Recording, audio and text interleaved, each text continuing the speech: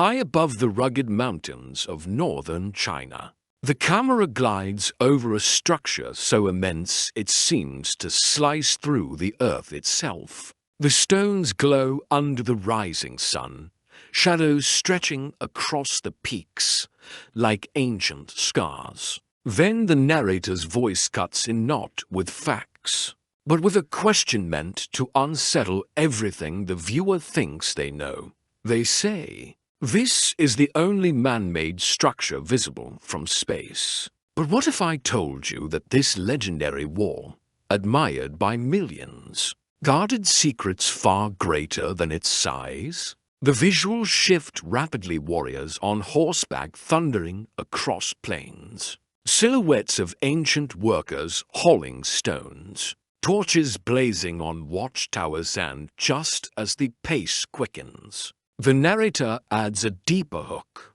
For more than 2,000 years, this wall has witnessed empires rise and fall, armies advance and retreat, and countless lives sacrificed to build what many believed was an unbreakable shield. But why was it truly created? And what stories lie hidden between its bricks?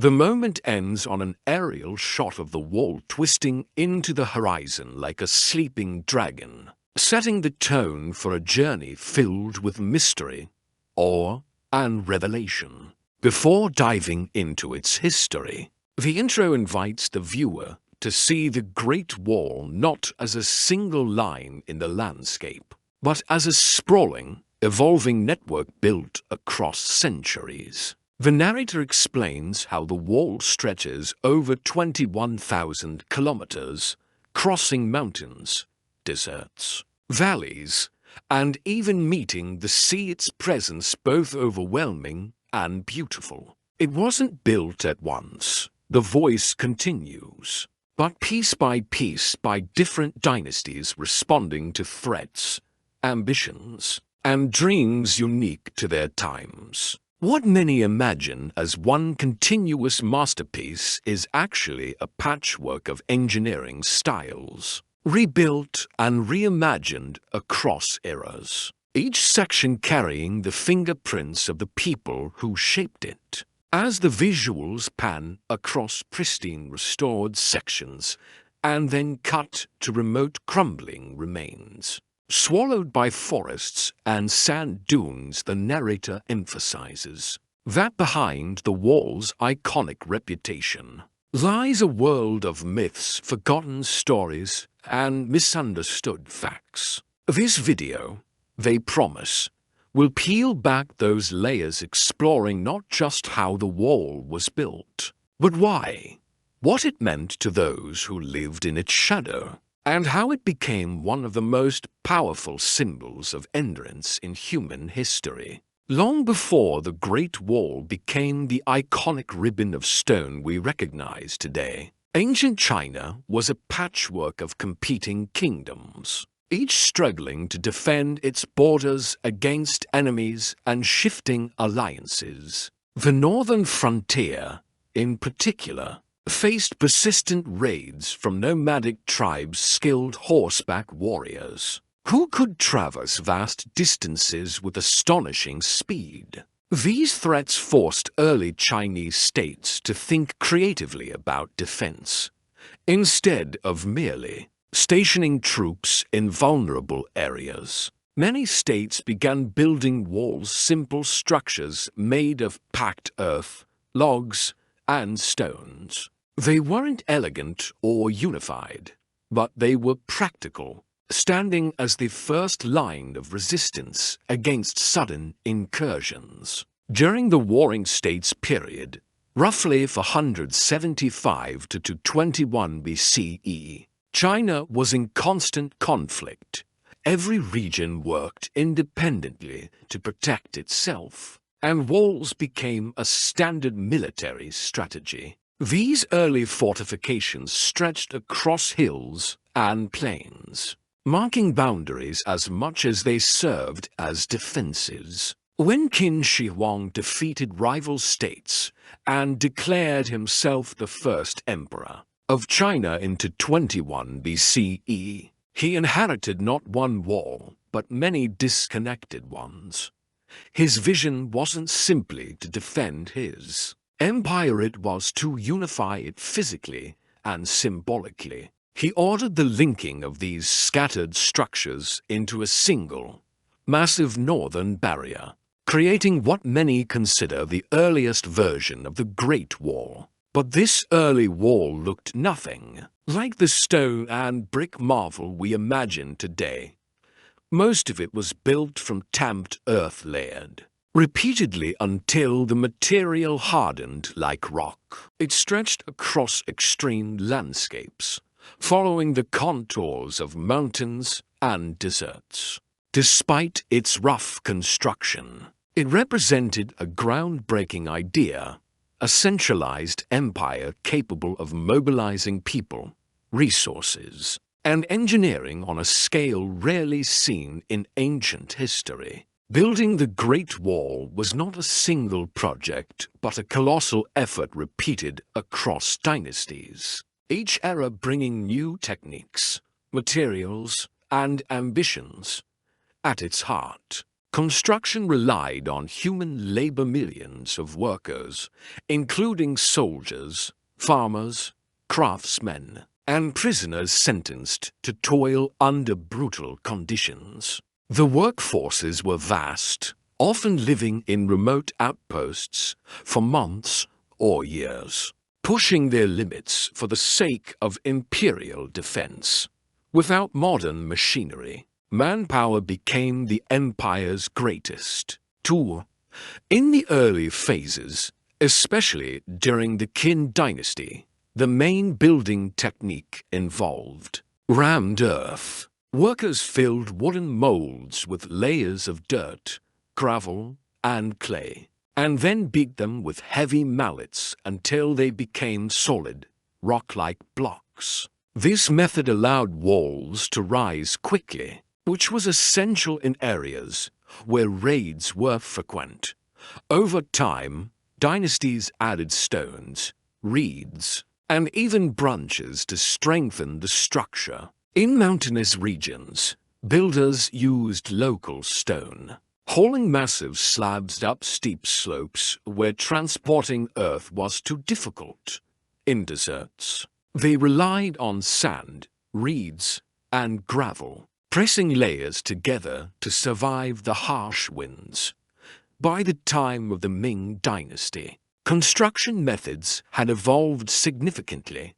Bricks became the primary material, lighter, more uniform, and easier to stack. Kilns were built near construction sites to avoid long transport routes, and bricks were produced in massive quantities.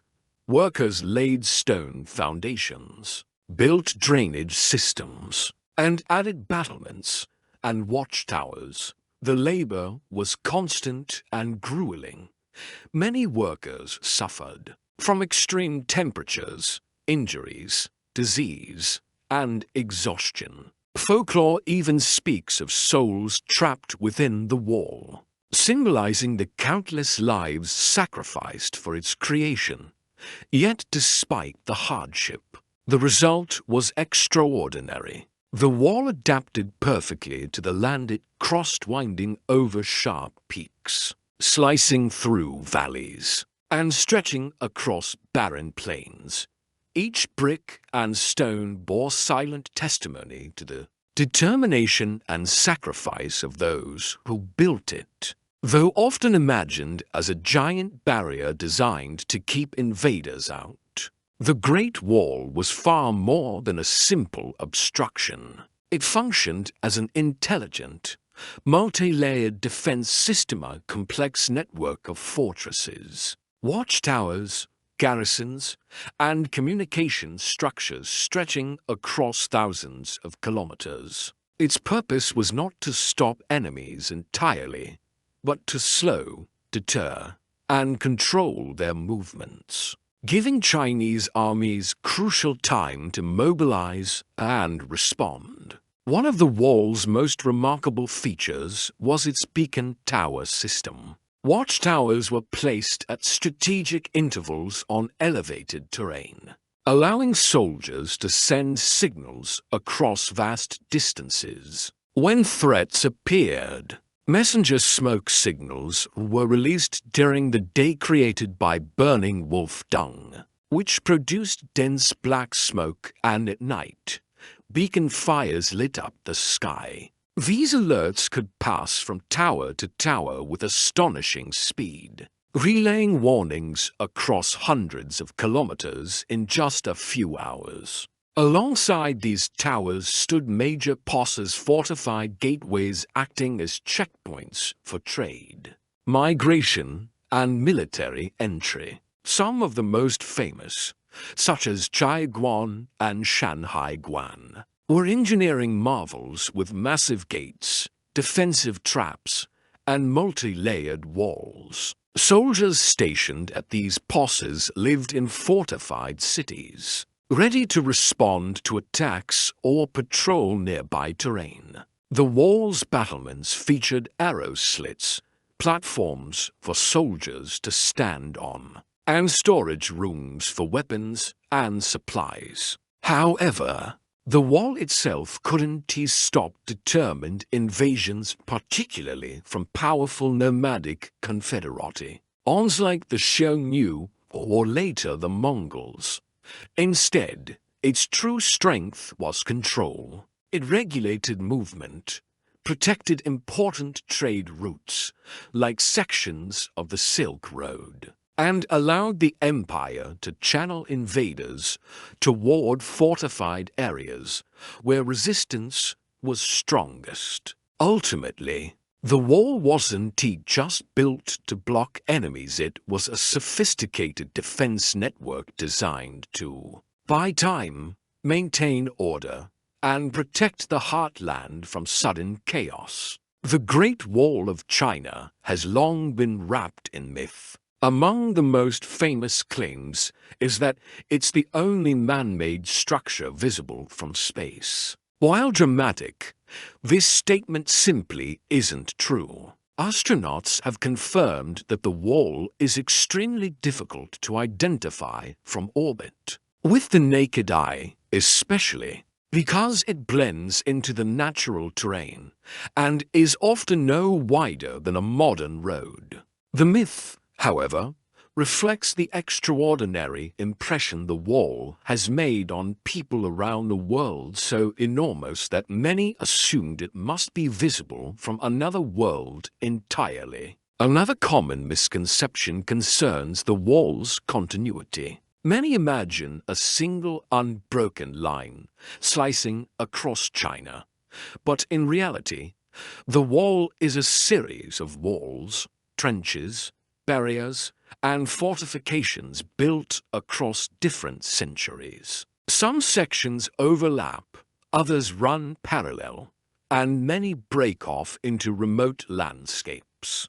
The total length, estimated at over 21,000 kilometers, includes these various layers, unfinished extensions, and defensive branches constructed by multiple dynasties.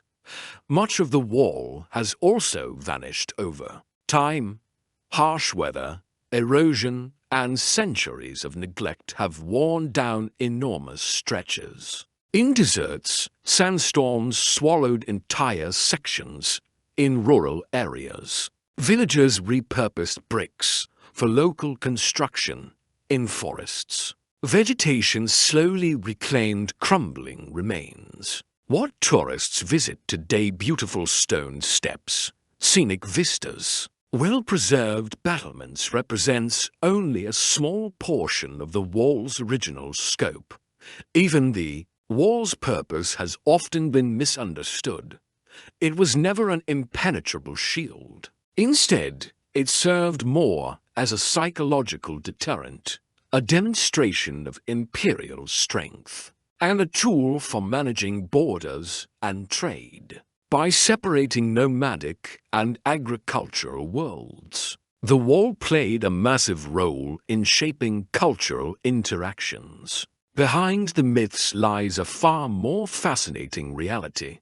The Great Wall isn't just a structure, but a constantly evolving story shaped by geography, politics, and human ingenuity. The Great Wall we know best today, the grand, iconic, stone and brick masterpiece, was largely shaped by the Ming Dynasty. After the fall of the Mongol-led Yuan dynasty in 1368, the Ming rulers were determined never to be conquered by northern nomads again. This fear, combined with rising threats from Mongol tribes attempting to regain influence, pushed the Ming to embark on the most ambitious reconstruction of the wall in history. Unlike earlier dynasties, the Ming possessed advanced knowledge of military architecture and access to stronger building materials. They introduced a revolutionary shift from mud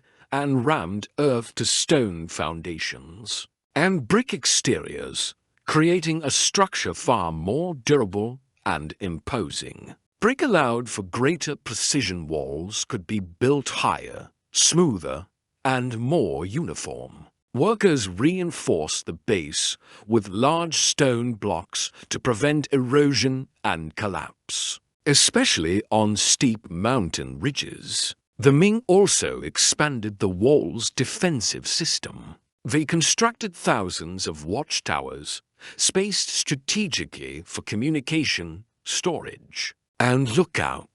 These towers weren't just simple platforms, they contained rooms for soldiers, fireplaces for beacon signals, and openings for archers. Fortresses and garrisons were placed at key locations, forming self-sustaining military hubs capable of housing entire regiments. Some of the wall's most well-known sections, such as Badling, Mutianyu, and Jinshanling, date from this era. Their wide walkways, crenellated parapets, and stunning mountainous routes reflect both engineering mastery and aesthetic brilliance. The wall became not only a barrier, but a statement of Ming power, stretching across dramatic landscapes as a symbol of vigilance and determination. Yet the Ming Wall also revealed the pressures of the time. The dynasty poured immense resources into construction and maintenance,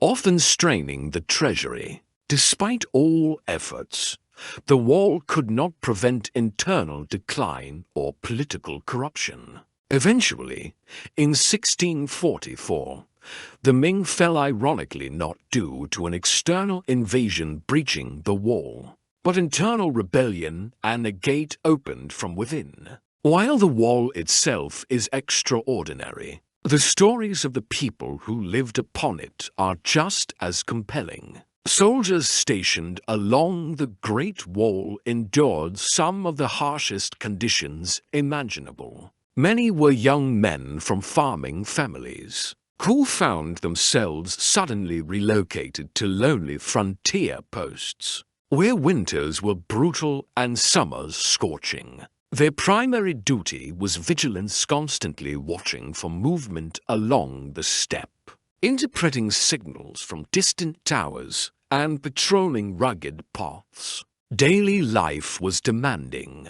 Soldiers lived in cramped barracks or within watchtowers, often sleeping in shifts to ensure that someone was always on guard. Food supplies were limited.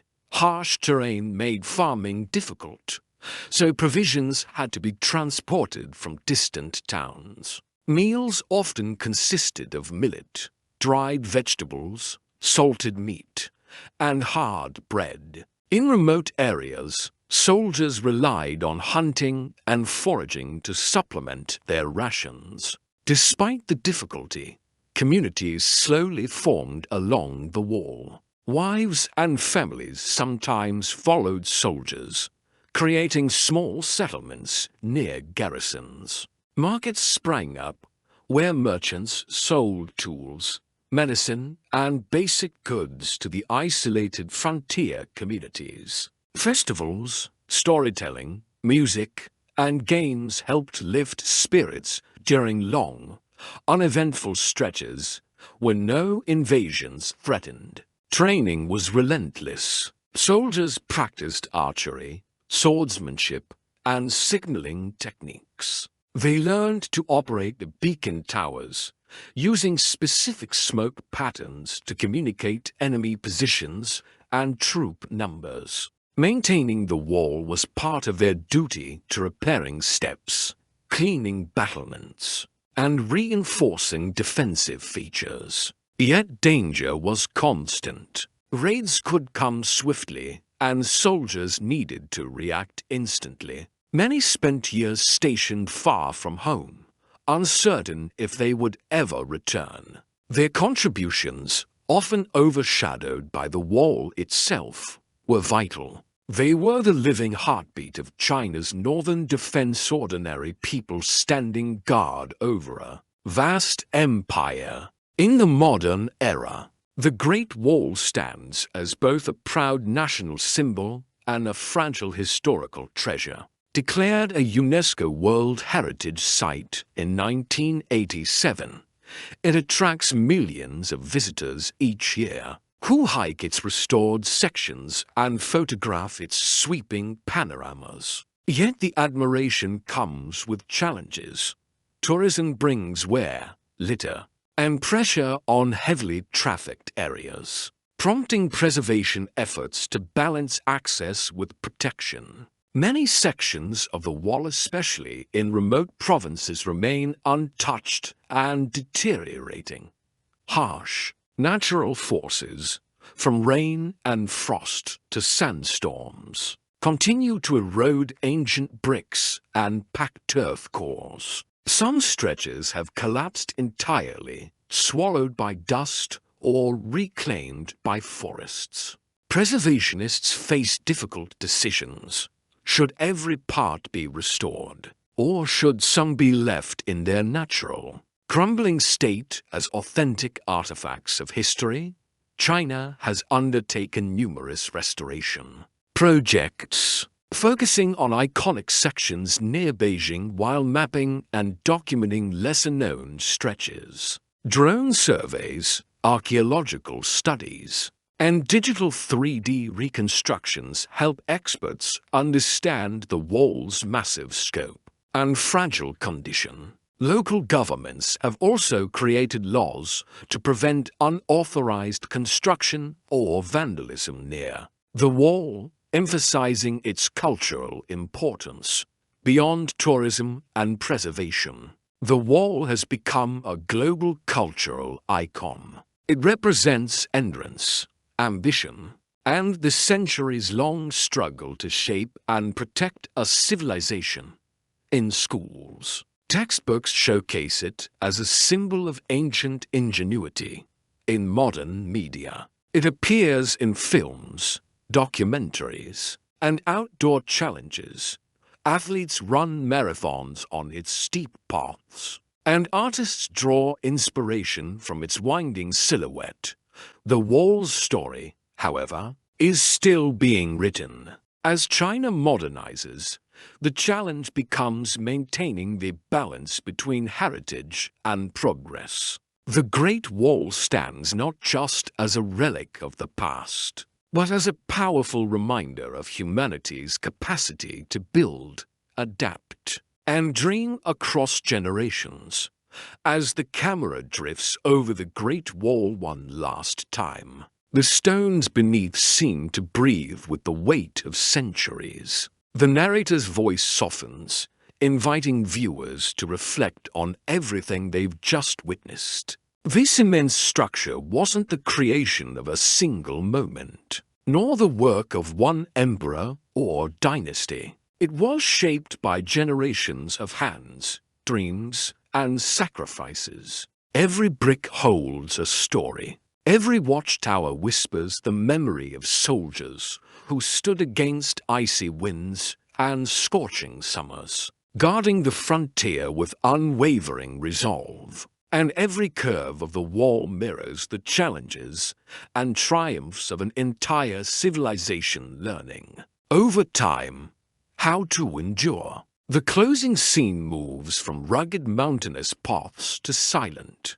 overgrown ruins deep in the countryside, reminding the viewer that history is not always preserved in perfect form. Some parts of the wall stand tall, proudly restored, others crumble quietly, hidden from tourists and cameras, yet no less sacred. Together, they form a tapestry of resilience, an ancient reminder that even the greatest creations face erosion, change, and rebirth. The narrator reflects on how the wall's purpose transformed from defense to symbol. What once divided worlds now unites them, drawing people from across the globe to walk its ancient stones and feel the echo of past civilizations. It stands not merely as a monument of stone, but as a testament to human determination, imagination, and the unbreakable spirit to safeguard what matters. And as the final sunlight fades behind the mountains, the voice offers a last thought. When you stand on the Great Wall, you're not just looking at history, you're standing inside it. You're standing where emperors planned, where warriors watched the horizon, where countless unknown individuals left their mark. The wall endures, not because it is made of stone, but because it is made of stories. To watch more videos like this, subscribe to our channel and click the bell icon to get timely update for new upcoming videos. Thank you.